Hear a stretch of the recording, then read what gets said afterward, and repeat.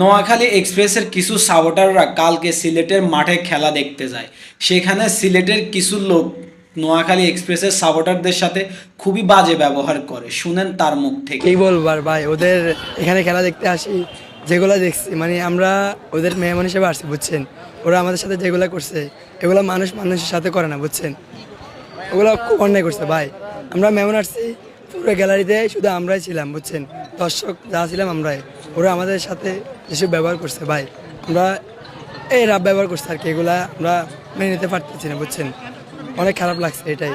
First time খেলা দেখতে আসছি, অনেক খারাপ লাগছে, ওদের ব্যবহার ভালো লাগে না, বুঝছেন। এই হলো আর কি কথা। সিলেটের স্টেডিয়ামে নোয়াখালী এক্সপ্রেসের সাবোটারদের সাথে যারা এরকম খারাপ ব্যবহার করছে, আমি তাদের প্রতি তীব্র নিন্দা ও প্রতিবাদ জানাচ্ছি।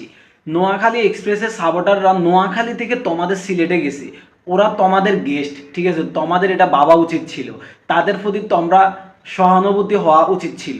কিন্তু সবাই এমনটা করে নাই, কিছু কিছু মানুষ এমনটা করছে। সিলেটের অনেক মানুষ নোয়াখালীকে পছন্দ করে, নোয়াখালীর কালচারকে পছন্দ করে, তারা নোয়াখালীর মানুষদেরকে অনেক পছন্দ করে।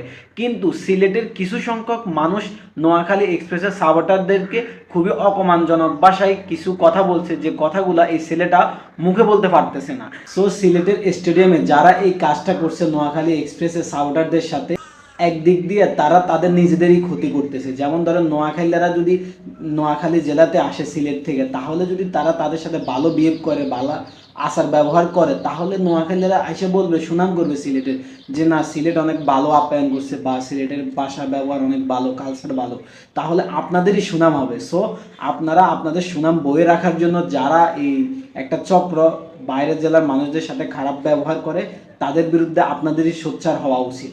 সো সবাই মিলেমিশে থাকাটাই আমি মনে করি বেটার। আল্লাহ হাফেজ।